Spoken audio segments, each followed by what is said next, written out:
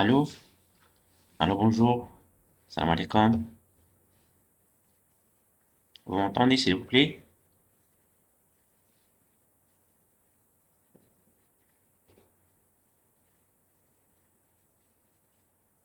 Très bien. On commence aujourd'hui le premier chapitre. Le premier chapitre, ça sera une introduction sur les systèmes répartis. Voilà, donc on va introduire, étudier ensemble les systèmes répartis. Voilà, on vous donne juste une introduction, c'est-à-dire c'est quoi un système, c'est quoi un système distribué ou bien réparti.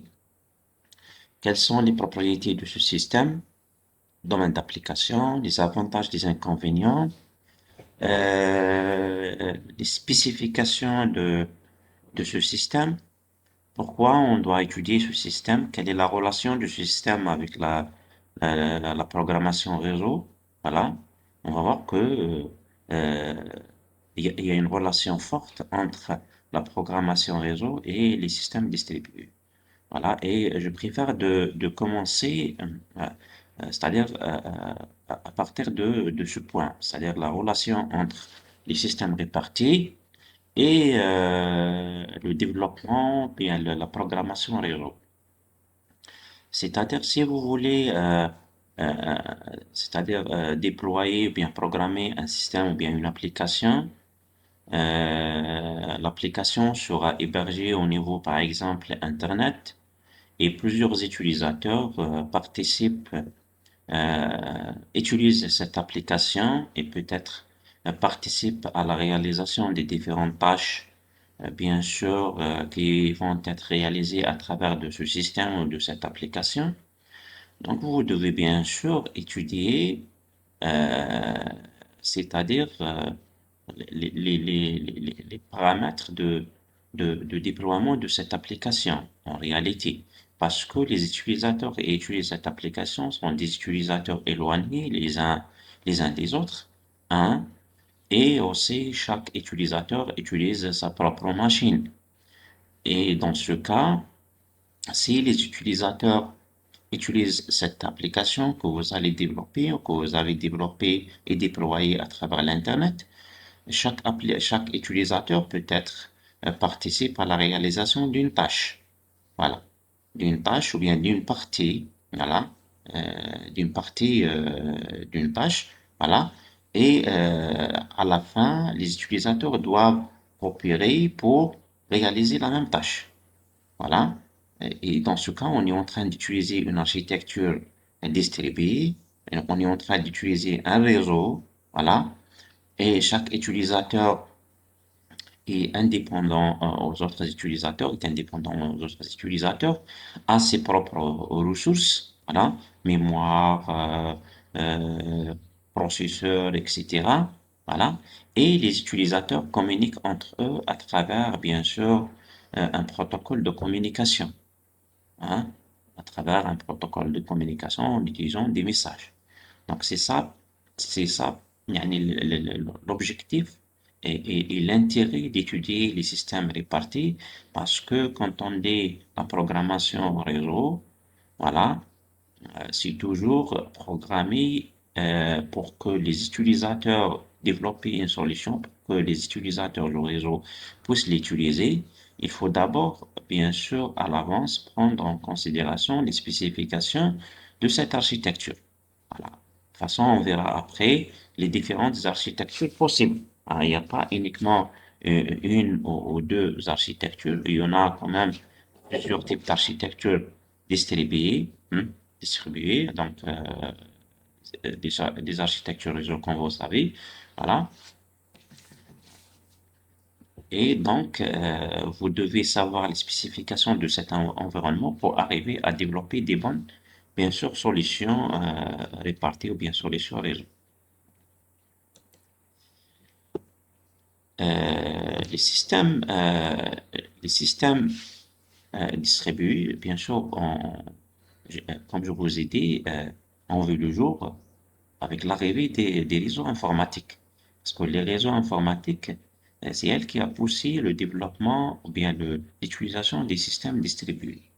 Bien sûr, pourquoi? Parce que il faut développer ces systèmes pour permettre aux différents ordinateurs ou bien aux différents utilisateurs qui utilisent des terminaux donc dédiés c'est-à-dire à se communiquer entre eux. Donc, dans un système, avant de peut-être entamer la- les systèmes distribués, on commence par les systèmes centralisés. Les systèmes centralisés sont caractérisés par plusieurs euh, paramètres, plusieurs caractéristiques. Par exemple, dans les systèmes centralisés, il y a un seul processeur, voilà, centralisé. Donc, tous les utilisateurs utilisent le même processeur. D'accord? Et donc, quand on dit le même processeur, donc, le même, donc la même horloge. Donc, une horloge commune. C'est-à-dire la même date, la même heure, etc. Tout le monde a cette horloge centralisée et commune. Et on a aussi une mémoire centralisée dans les systèmes centralisés, une mémoire centralisée. Donc un espace, quand on dit mémoire centralisée, c'est-à-dire un espace d'adressage commun, un système d'adressage commun. Et aussi, il y en a un seul euh, système d'exploitation. C'est-à-dire, pour vous expliquer, pour bien comprendre, centralisé, c'est-à-dire soit sur ma machine, voilà, j'ai une application qui s'exécute au niveau de ma machine localement. Donc, très bien. Donc, pour cette application, il y a, il y a un seul processeur, voilà. Donc, une horloge commune, c'est-à-dire si, si l'application en elle-même utilise, c'est-à-dire plusieurs, comment dirais-je, plusieurs procédures, hein, plusieurs fonctions, et les procédures, les fonctions, donc échangent de messages entre eux, alors donc on n'aura pas de problème d'horloge, parce que tous les messages, hein, donc la datation des messages utilise la même horloge. Voilà, c'est-à-dire la date hein, ou bien l'horloge d'envoi d'un message, c'est exactement connu par le- le- la partie application qui va recevoir ce message. C'est-à-dire dans l'application, il y a plusieurs parties qui communiquent entre eux à travers des messages. Et donc la datation de ces messages, ou bien la date, l'horloge de ces messages, donc c'est la même horloge. Donc on n'aura pas un problème d'horloge. Voilà. Si la première partie communique avec la deuxième partie de la même application, utilise la même horloge, donc c'est bon, on n'aura pas de problème. Voilà. C'est-à-dire la date d'envoi, la date de réception sont respectées, donc on n'aura pas de problème de synchronisation si vous voulez. Un seul système d'exploitation, voilà. Et on n'aura pas aussi des problèmes concernant la gestion des ressources parce que toutes les ressources sont colocalisées sur la même machine, sur le même endroit. Donc la gestion centralisée est facile. Toutes les parties du système, toutes les parties de l'application donc, ont la même état global du système. La même état global du système. Donc, l'état global du système est facilement constituable. Et aussi, il y en a un accès local aux ressources, donc un accès facile aux ressources. Voilà, c'est par rapport à la centralisation. Maintenant, avec le développement technologique dans les domaines réseau, machine et support de communication, donc, c'est-à-dire, euh, il est, c'est-à-dire recommandé, on est en train, c'est-à-dire on est obligé d'utiliser ces technologies, voilà, et ces technologies on permet c'est-à-dire de connaître les différents utilisateurs, les différents ordinateurs à travers le support de communication, ce qui bien sûr permet aux différentes applications sur les différents ordinateurs distincts et distants de coopérer pour réaliser des tâches, voilà, coordonnées, hein, des tâches communes. Voilà. Donc, voilà. Maintenant, le fait qu'on a sur réseau, le fait qu'on a ces ordinateurs qui puissent communiquer entre eux à travers cette architecture réseau, voilà, et qui permettent de connecter ces utilisateurs éloignés c'est-à-dire les différents ordinateurs distincts et distants. Donc, c'est donc nous a permis de, de développer les applications, voilà, une application qui peut être utilisée par plusieurs utilisateurs. Par ces utilisateurs, bien sûr, qui sont, bien sûr, éloignés, qui ont des supports, c'est-à-dire des ordinateurs différents, voilà, et communiquent à travers le réseau. Euh, Pour vous donner juste donc une définition, deux définitions, hein, deux définitions. Voilà, je vais juste vous donner la première définition. Je vais lire la première définition. Définition d'une manière générale d'un système réparti ou d'un système distribué. Voilà. Alors, donc un système distribué ou bien réparti, il peut être défini comme un ensemble de machines connectées par un réseau, bien à travers un réseau, et équipé d'un logiciel dédié, attention, et équipé d'un logiciel dédié à la coordination des activités du système, ainsi qu'au partage des ressources. Voilà, c'est-à-dire le fait qu'on a plusieurs machines qui communiquent à travers un réseau, voilà, il y a la connectivité, on n'a pas du problème de connectivité, tout le monde peut communiquer avec l'autre, les autres utilisateurs. Donc, il nous faut un système, un logiciel, un système dédié qui permet de mettre en valeur, voilà, cette architecture, bien cette communication. Voilà, qui permet bien sûr de résoudre les problèmes de communication qu'on peut avoir dans, c'est-à-dire cet environnement. On verra après, c'est-à-dire les avantages et les inconvénients de cette architecture.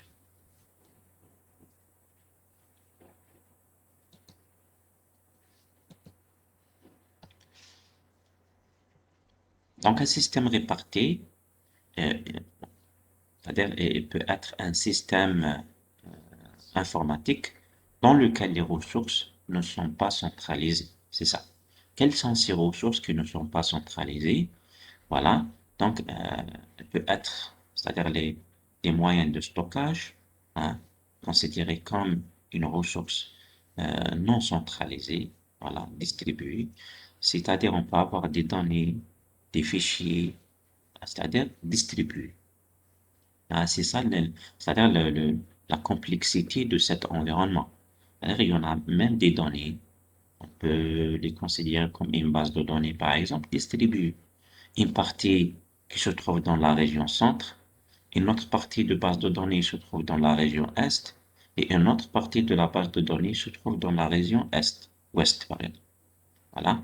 Et les régions communiquent à travers un réseau. Et chaque région, bien sûr, les utilisateurs de chaque région sont connectés aussi à travers un réseau. Euh, la charge CPU, c'est des, c'est-à-dire, c'est des ressources non centralisées parce que chaque utilisateur a bien sûr son propre CPU. Voilà. Les utilisateurs aussi sont distribués et le traitement aussi. Même le traitement. C'est-à-dire, euh, peut-être, pour bien comprendre, je vous donne l'exemple suivant. Par exemple, je veux réaliser l'opération suivante. D'accord? Je veux réaliser l'opération suivante. Euh, j'ai par exemple je vais, euh, je vais par exemple faire l'opération suivante quand je vous ai dit. Voilà. Dans cette opération, j'utilise deux fonctions. Voilà. Et je dois aussi sommer, par exemple, le résultat. Chaque fonction donne un résultat. Voilà. Et le résultat de ces deux fonctions doit être, bien sûr, utilisé dans une autre fonction, troisième fonction. Exemple. Par exemple, la première fonction, faire l'opération d'addition suivante, x plus y, voilà. La deuxième opération, la deuxième fonction, tu fais aussi une opération, par exemple, de multiplication. Euh, alors, peut-être, euh, voilà, x fois y, voilà, voilà, voilà, bien z fois t, voilà. Et le dernier, la dernière fonction, voilà, par exemple, la première fonction donne le résultat et, ou bien x1, et la deuxième fonction donne le résultat x2. La troisième fonction, elle fait la somme de x1 plus x2. Donc, on peut développer un algorithme, bien sûr, qui s'exécute d'une manière centralisée pour faire ce programme, pour faire ce calcul. Oui. Comme on peut le programmer d'une manière distribuée. C'est-à-dire, que ça veut dire distribué? C'est-à-dire, j'ai ma machine, à travers cette application que vous devez vous développer, voilà, parce que vous allez développer une application réseau, là, vous devez me donner la possibilité de, à travers une interface, de saisir la valeur de x pour la première fonction, la valeur de y pour la première fonction, voilà, la valeur de peut-être z pour la deuxième fonction, la valeur de t pour la deuxième variable de la deuxième fonction. Voilà. Et après, automatiquement, je clique, voilà, donc la valeur entrée, la valeur X, voilà, la valeur Y, la valeur euh, T, la valeur Z, voilà, et je clique, voilà, valider. Dès que je valide, normalement, je reçois le résultat de X fois Y plus Z fois T. C'est ça le résultat, c'est ça la troisième fonction. Donc, si le programme est centralisé, on n'aura pas de problème. On n'aura pas de problème parce que l'exécution se fait d'une manière séquentielle, selon l'algorithme. Vous avez développé un algorithme de A à Z. Voilà, donc l'exécution des instructions se fait d'une manière séquentielle, voilà, de début jusqu'à la fin de l'algorithme. Et à la fin, on aura donc le résultat et l'affichage du résultat. Dans le système réparti, voilà, on peut exploiter bien sûr, comme je vous ai dit, ces ressources non centralisées, comme les CPU, comme le traitement, etc. Voilà, donc on peut, c'est-à-dire répartir, regardez, on peut répartir donc le traitement. Comment répartir le traitement? C'est-à-dire, on peut exécuter la première fonction sur une machine, la deuxième fonction sur une deuxième machine, et à la fin, je reçois le résultat de les deux machines, voilà, et je fais la somme. Peut-être même une troisième machine qui fait la somme. Et à mon niveau, je reçois uniquement donc, le résultat le calcul de ce troisième machine. C'est-à-dire, moi, quand je sélectionne, enfin, comme après l'introduction des valeurs des variables, les différentes valeurs, voilà, chaque machine va exécuter une partie du programme, voilà, parce qu'à la fin, les trois machines, bien les quatre machines, coopèrent pour réaliser la même tâche. Donc, il y a une partie de cette tâche exécutée par la première machine qui exécute x plus y, la deuxième machine exécute z fois t, la troisième machine fait la somme des deux résultats et envoie donc le résultat directement à ma machine pour que je puisse bien sûr visualiser le résultat. D'accord? Voilà donc quand le traitement est distribué, les ressources sont distribuées parce que la première fonction a été exécutée sur la première machine, donc sur un espace mémoire différent, un CPU, un CPU différent. La même chose pour la deuxième fonction. Sur le CPU de la deuxième machine, la mémoire de la deuxième machine, etc. Donc, c'est une charge c'est une tâche, voilà, répartie sur plusieurs machines. Donc, vous pouvez maintenant peut-être avoir une idée sur l'avantage de ce traitement par rapport à l'exécution locale. à la réalisation locale de tout le traitement sur une seule machine. Vous pouvez faire la différence en termes d'avantages et en termes d'inconvénients. Voilà, vous pouvez poser cette question et essayer de trouver la réponse. Quel est l'avantage de, euh, d'exécuter cet algorithme d'une manière distribuée? Voilà. Et quel est l'inconvénient c'est-à-dire de développer une application ou bien un système qui permet de réaliser cette tâche. Donc, si vous voulez, une autre peut-être définition, le système ou bien les systèmes répartis, quand on dit le système, euh, pas uniquement un système d'exploitation, hein, faites très attention. Toujours on dit un système réparti. Mais tout un système réparti, ça peut être un système d'exploitation réparti, oui, tout à fait d'accord. Mais ça peut être aussi des applications, des solutions réparties. Mais toujours étant qu'une solution, on peut dire, voilà, l'exemple que je vous ai donné tout à l'heure, c'est un système réparti. Voilà. Parce que a un objectif réalisé. Donc, les systèmes répartis, c'est le mariage entre l'informatique et les moyens de télécommunication. Hein, c'est-à-dire, on ne peut pas développer un système réparti uniquement en se basant sur l'informatique, c'est-à-dire les ordinateurs, les softwares existants possibles et aussi les hardware possibles. Non, il nous faut aussi un réseau de télécommunication. Quand on dit un réseau de télécommunication, pas forcément un petit réseau local au niveau d'une salle LAN, mais ça peut être un réseau à grande échelle, comme le réseau d'Internet, comme les réseaux télécoms, etc. Voilà. Donc, on peut facilement relier deux sites.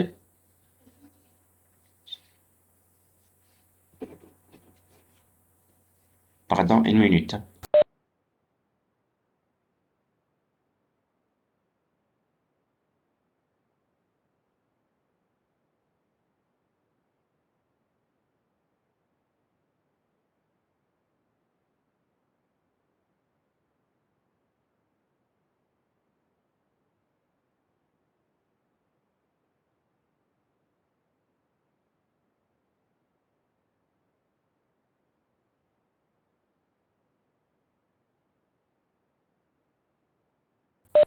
Pardon. Donc, voilà. Je vous donne l'exemple suivant. Euh, on peut peut-être relier deux sites distants, géographiquement éloignés. Un site qui se trouve au niveau, par exemple, Alger, et un site qui se trouve au niveau, par exemple, de la région sud. Voilà. En passant par un réseau satellitaire. En passant par un réseau satellitaire. Donc, il y a un réseau local au niveau de la région d'Alger. Il y a un autre réseau local qui se trouve au niveau de la région sud, par exemple Tamarast. Les deux réseaux ont les moyens de communication. Donc, ces deux réseaux peuvent communiquer à travers le réseau satellitaire. Voilà. Après, les utilisateurs qui se trouvent dans les deux réseaux peuvent se communiquer sans aucun problème, comme si les deux se trouvent dans le même réseau local. Voilà. Et donc maintenant, vous pouvez déployer des applications qui peut-être résoudre les problèmes, voilà, les problèmes posés par ces utilisateurs, par cette entreprise par exemple, voilà, et qui vont être exécutés dans les deux régions, voilà, d'une manière distribuée. Aussi, on peut, les systèmes distribués permettent aussi de développer ce qu'on appelle les systèmes d'agents mobiles, hein, ce qu'on appelle donc un système à large échelle dans un contexte réseau dynamique. Quand on dit agent mobile, ça peut être des réseaux mobiles comme la téléphonie IP par exemple. Voilà. Donc, je peux utiliser mon smartphone. Voilà. Voilà. Tout le monde utilise son smartphone. Voilà. Et on peut utiliser une application. Par exemple, développer un jeu. Voilà. Et on peut, c'est-à-dire jouer et utiliser ce jeu. Voilà. Tout le monde, tous les utilisateurs à travers le monde peuvent participer. L'essentiel, il faut une communication réseau seulement. Voilà. Comme ça peut être les agents mobiles. Parce que quand on dit agent mobile, ça peut être sur un réseau statique, mais il y a la notion d'agent mobile, parce que l'agent mobile, ça peut être un programme mobile. D'accord? Un programme mobile. Je répète, ça peut être une partie du programme mobile. Parce que quand on dit agent mobile, euh, par exemple, il y a une application, un réseau distribué. Voilà. Cette application utilise la notion d'agent mobile. On va déployer l'application sur un réseau statique. Voilà, les utilisateurs sont statiques, ne bougent pas. Mais la notion de mobilité ou bien la notion d'agent mobile se trouve dans le programme. Hein. Par exemple, je peux, par exemple, à n'importe quel moment, voilà, au besoin, voilà, envoyer un message à l'utilisateur X ou Y. Dans le message, il y a un programme. Un programme. Par exemple, généralement, dans le message, on trouve quoi? On trouve des valeurs, des réponses. Oui ou non. Voilà, les résultats de calcul. C'est ça les ouvrir, fermer. Voilà, c'est ça les messages échangés entre les utilisateurs du système distribué. Mais quand on dit un agent mobile, c'est-à-dire le message contient un script. Hein, c'est un script, c'est un programme. Quand la machine de destination reçoit le script, va l'exécuter. Exécute le script, trouve le résultat et envoie le résultat selon bien sûr, c'est-à-dire l'application. Et selon bien sûr un programme prédéfini à l'avance. Donc je reçois le programme, j'exécute le programme et je trouve le résultat, j'envoie le résultat selon un procédure déjà établie. Selon une procédure déjà. Voilà, c'est la notion d'agent mobile. C'est-à-dire, ça peut être sur un réseau dynamique ou bien ça peut être sur un agent mobile. Et généralement, un agent mobile, c'est un programme qui bouge. On peut aussi réaliser ce qu'on appelle un calcul réparti, comme l'exemple de tout à l'heure. Calcul réparti, donc, c'est une autre dimension du système réparti. Voilà. Si on a un calcul intensif, hein, donc on peut répartir ce calcul sur plusieurs machines. Et ça va nous permettre, bien sûr, de réaliser le calcul rapidement. Voilà, donc on va gagner en termes de performance. Voilà, et le système réparti, ça va nous permettre, bien sûr, de ce qu'on appelle euh, connecter actuellement euh, l'informatique, c'est-à-dire à l'échelle internationale, ce qu'on appelle l'informatique omniprésent. Donc, c'est un système réparti à l'échelle internationale. Ah, c'est l'Internet.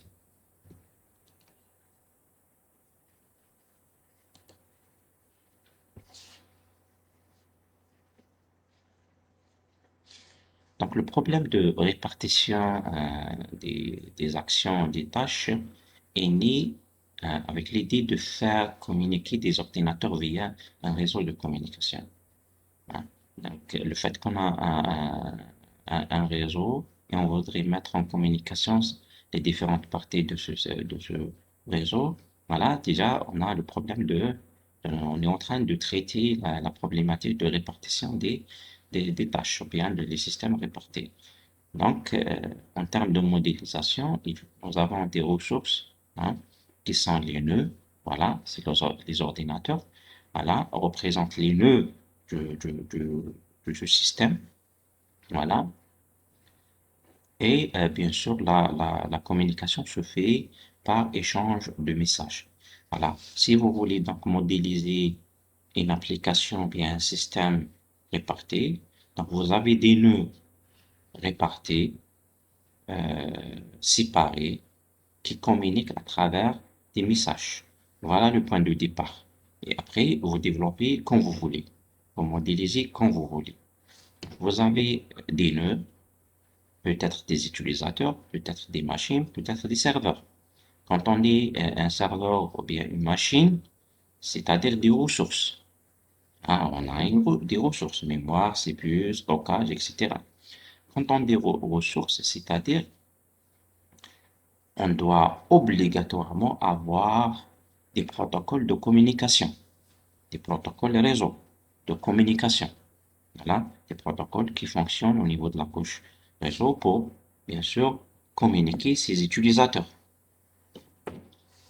Et le fait de dire protocole de communication, c'est-à-dire il faut développer ce qu'on appelle des middleware. D'accord? Des middleware. Pourquoi les middleware?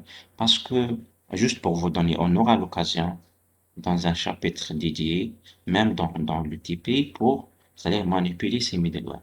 Mais pour vous donner juste une idée sur les middleware actuellement, c'est-à-dire, je commence à partir de la première étape.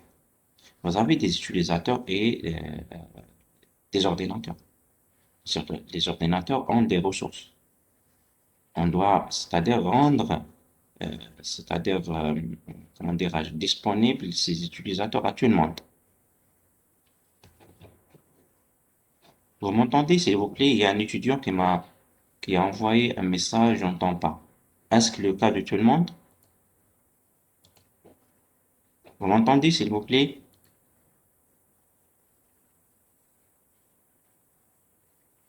Oui, très bien, très bien, très bien, c'est bon.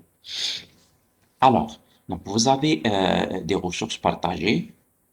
Comment exploiter ces ressources partagées? Comment les exploiter? Les exploiter, donc, on doit développer des protocoles de communication, etc. Communication réseau. Donc, pour développer une application réseau, voilà, on doit manipuler, bien sûr, l'adressage IP, les numéros de port, etc. On verra même dans le TP, vous allez manipuler ça.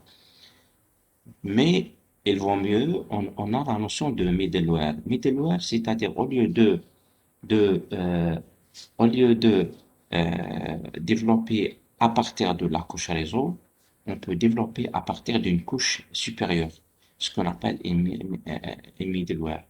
Middleware, et ça va minimiser la complication de développement. C'est-à-dire, au lieu de développer d'une manière, si vous voulez, bas, hein, au niveau bas, manipuler beaucoup de choses, voilà. Là, on a développé ces middleware pour faciliter le développement et la communication en réseau. Voilà. C'est quoi les middleware? Les middleware, c'est des moyens logiciels de mise en œuvre des applications distribuées, comme par exemple RME, les RME Java, hein, c'est dédié pour Java, et le système Corba, hein, le système Corba. Voilà, on va présenter les deux hein, après. Voilà, on va beaucoup plus se baser sur RME parce que le RME, vous allez l'utiliser pour développer pour faire les TP. C'est bon? Maintenant, pour le domaine d'application. Donc, bien sûr, des applications distribuées, ou bien des systèmes distribués. Donc, on peut l'appliquer dans le domaine mathématique, mathématiques, algorithme, bien sûr, de, pour gagner de la puissance du calcul.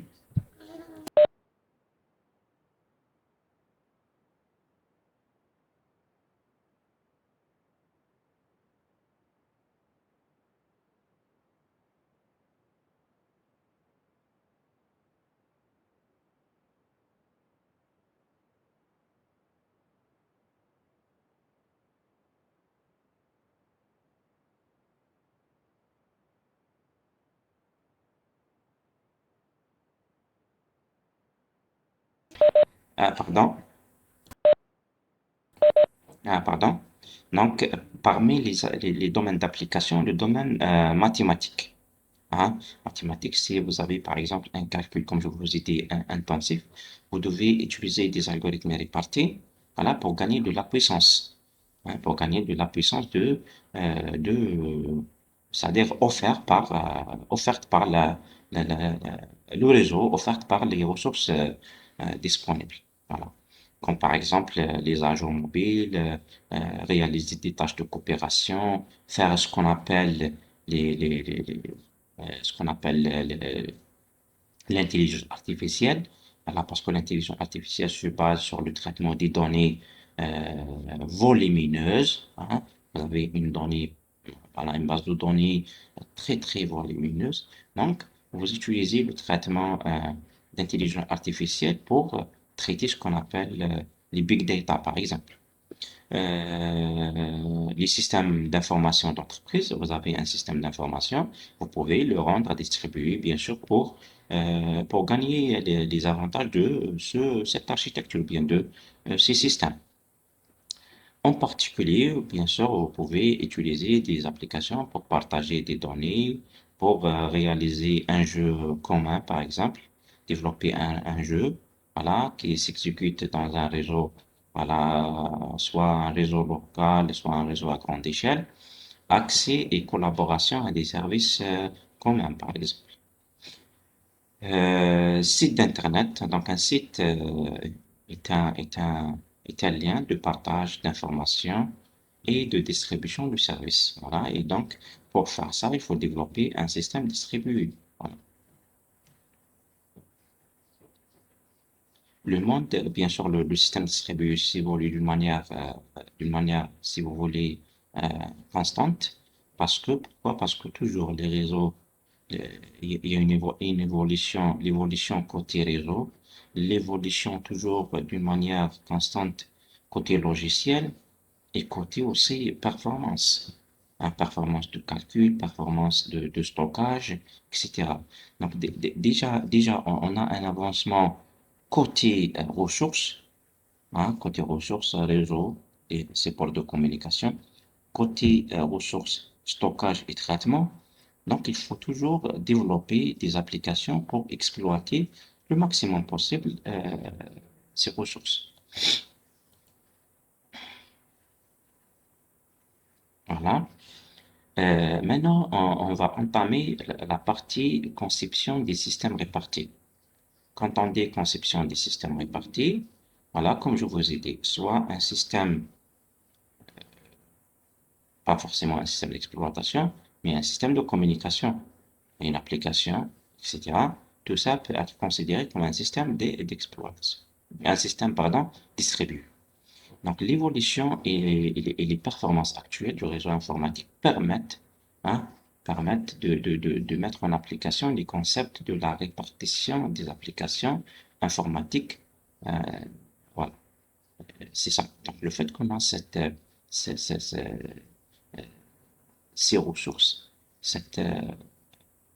ces avancements, donc, il faut développer des applications qui exploitent ces ressources. Mais quand vous développez une application répartie ou bien un système réparti, bien sûr, il faut prendre en considération, voilà, le- si vous voulez, ces spécifications de cet environnement. Par exemple, on n'a pas un état global. Vous avez, par exemple, vous allez programmer une application répartie. Quand on dirait répartie, c'est-à-dire il y a plusieurs parties qui s'exécutent sur plusieurs endroits. Voilà. Plusieurs endroits physiquement séparés. Donc, regardez, quand on est physiquement séparé, il n'y en a pas un état global. Qu'est-ce que ça veut dire un état global? Savez-vous, en tant qu'administrateur de cette application, si vous voulez avoir un état global de votre application, alors voilà, je voudrais avoir l'état global à l'instant T de mon application, de mon système. Voilà. Il y a toujours un problème. Tu ne peux pas avoir un état exact à l'instant T parce que il y a une partie qui s'exécute sur la machine, la première machine, il y a une autre partie qui s'exécute sur l'autre machine, etc. Donc, vous ne pouvez pas avoir, vous ne pouvez pas avoir un état global, voilà, exact à l'instant T le, sur le, l'application.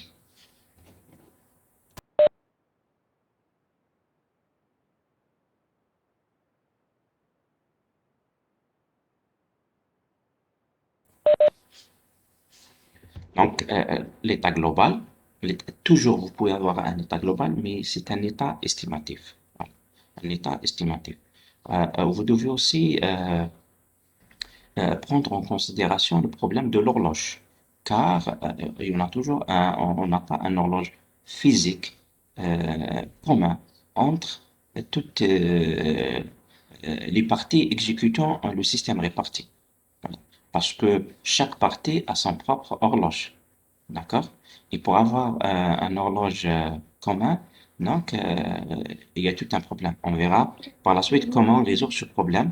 Voilà, mais toujours reste une solution quand même, c'est-à-dire intermédiaire. Aussi, dans les systèmes répartis, il y en a une fiabilité relative. Une fiabilité relative. Une fiabilité relative. Qu'est-ce que ça veut dire fiabilité relative? Parce que vous avez plusieurs parties de votre système qui s'exécutent sur plusieurs endroits, sur plusieurs machines physiquement séparées, physiquement séparées. Et ici, par exemple, une machine tombe en panne, voilà, vous pouvez imaginer donc la suite. Si la communication entre les machines, s'il y a un problème dans la communication entre les machines, c'est-à-dire le support physique, il y a un problème sur le support physique, voilà, toujours, donc le système réparti tombe en panne. Donc il faut trouver une solution. Il faut prendre en considération ça à l'avance, et même dans la partie conception. La sécurité relative, c'est clair, parce que toujours c'est une sécurité entre parenthèses relative et limitée, pas comme les systèmes centralisés, parce que le système centralisé, tout est centralisé sur une machine. Donc le problème de sécurité, c'est de traiter la sécurité de cette machine uniquement. Par contre, quand on a plusieurs utilisateurs qui coopèrent à la réalisation d'une tâche à travers une application, bien un système distribué, une application réseau, donc il faut sécuriser tous ces utilisateurs. Voilà, c'est pour ça qu'il y a une sécurité relative.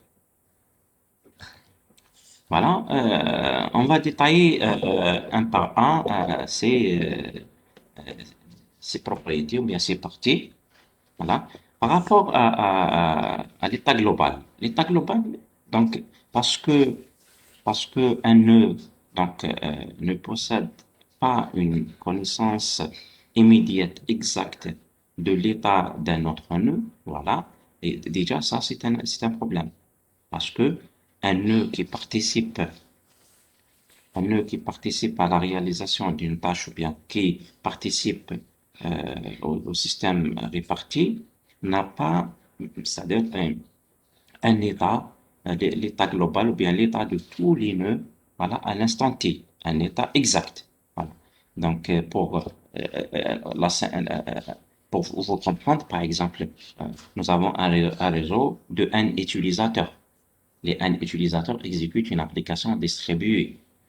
euh, un réseau, un nœud, bien un ordinateur, un utilisateur X, il ne peut pas savoir à l'instant T l'état des autres utilisateurs.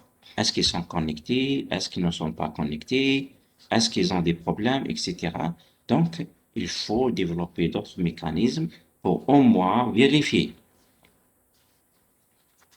Bon, et cette connaissance, donc ce mécanisme passe par l'échange d'un message intermédiaire. Et les messages intermédiaires, c'est-à-dire pour que je puisse savoir est-ce que l'utilisateur X est connecté ou pas à l'instant T, parce que je veux lui communiquer, je veux communiquer avec lui, à lui envoyer un message ou bien un traitement à faire. Voilà, je dois lui envoyer un message. Et quand on dit envoyer un message, donc je dois attendre une réponse. Comme le ping, par exemple, le fait de faire un ping, c'est quoi? C'est envoyer un message et il reçoit une réponse. Voilà. Et ça va bien sûr introduire un délai supplémentaire. Il faut aussi savoir comment traiter ce délai. Voilà. Donc la solution, utiliser des algorithmes qui permettent de construire si vous voulez, des états globaux, bien des clichés globaux, hein, qui représentent un état passé possible de l'application. Voilà. Donc, à un moment donné, si vous voulez, par exemple, avoir l'état de votre application, il faut échanger, bien sûr, des messages entre tous les utilisateurs et construire un état selon les réponses de ces utilisateurs. Par rapport à l'horloge globale, comme je vous ai dit, parce que pardon, tous les utilisateurs ont une horloge locale, voilà, c'est-à-dire peut-être on n'a pas une horloge synchronisée, c'est ça le problème. Euh, Peut-être un utilisateur actuellement, il est, euh, il est peut-être 9h21. L'autre utilisateur, chez un autre utilisateur, il est 9h19. Chez un autre utilisateur, il est 9h23. Et donc, ce décalage, euh, ça va créer un grand problème dans l'exécution, c'est-à-dire euh, les actions. Parce que même on est dans un système réparti, mais c'est-à-dire, je dois peut-être, si je dois exécuter deux ou trois actions, je dois les ordonner. Est-ce que je commence par le premier, bien par le deuxième, bien par le troisième, et le suivant, est-ce que le deuxième, bien le troisième, ainsi de suite. Donc, je dois baser sur la date. Si je base sur la date de l'envoi ou bien de réception, peut-être je reçois le premier reçu, normalement, doit être exécuté en dernier. Donc, c'est ça le problème. Et la solution, c'est de créer ce qu'on appelle une horloge logique. Hein? De créer une horloge logique qui permet d'ordonner les actions. Voilà. C'est juste la solution. On verra par la suite. Voilà. On va pas étudier euh, en détail, c'est-à-dire les systèmes répartis, mais on va étudier ce que, ce qui nous intéresse pour développer, bien sûr, des applications réseau. Voilà.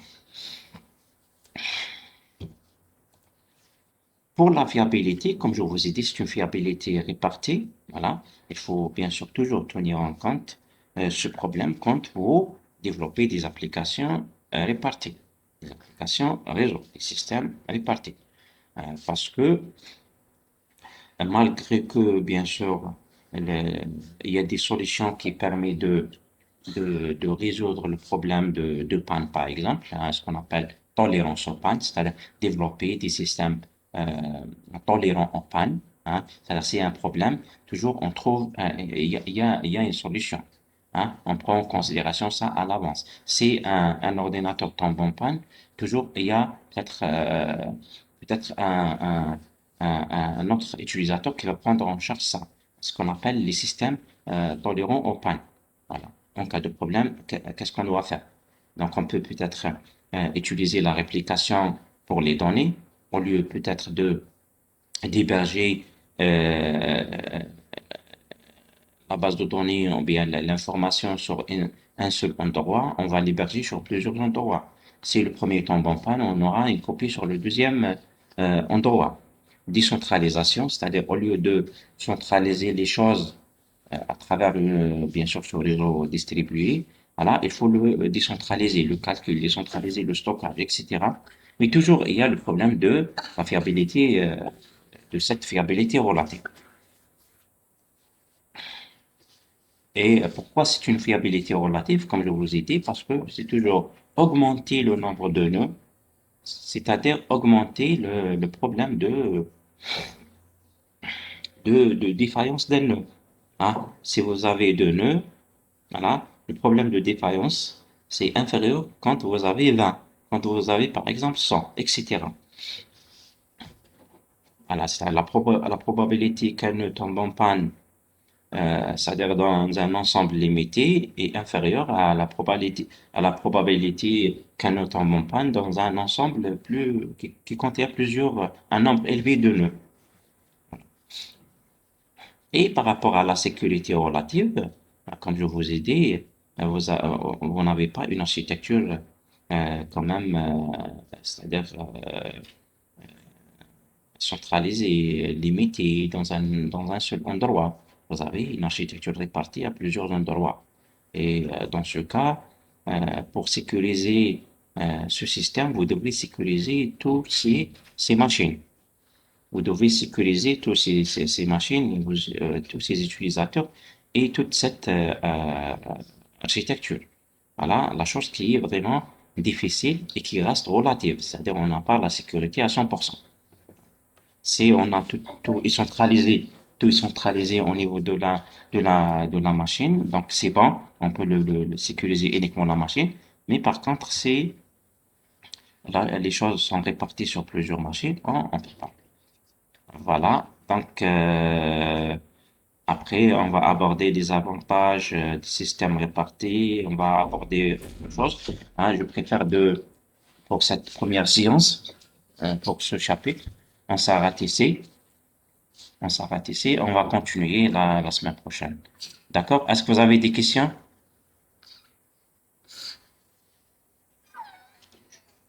Est-ce que vous avez...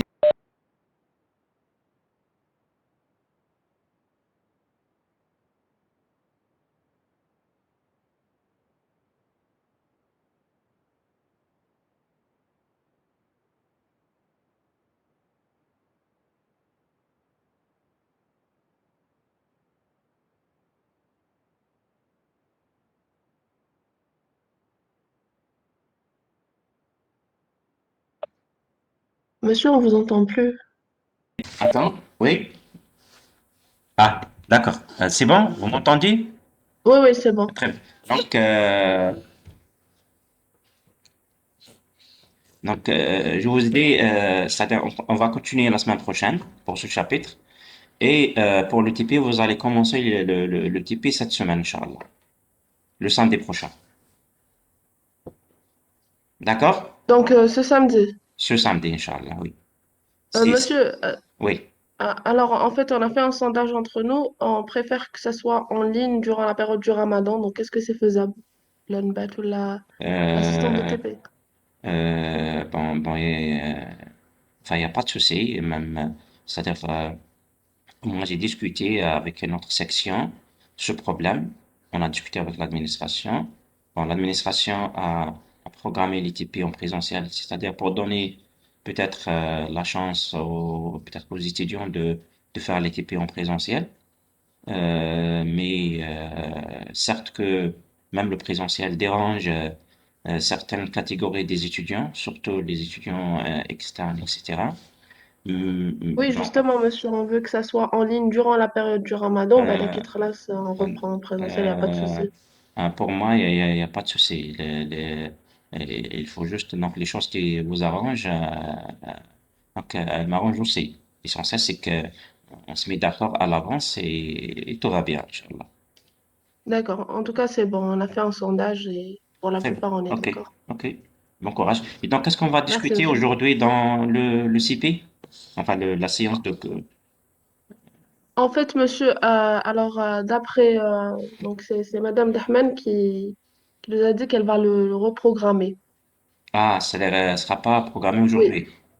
oui, elle a dit qu'elle va le reprogrammer d'après les disponibilités des profs. D'accord. Donc pour le Très bien. moment, elle nous a dit de laisser. Très Ouais, bien. Très bien. Bon courage. C'est bon. Donc le TP, ça sera en ligne. Ok. oui, Ok. Ok. Très bien. Bon courage. Bon merci, courage. monsieur. Hein. Bon courage. Au revoir. Au revoir.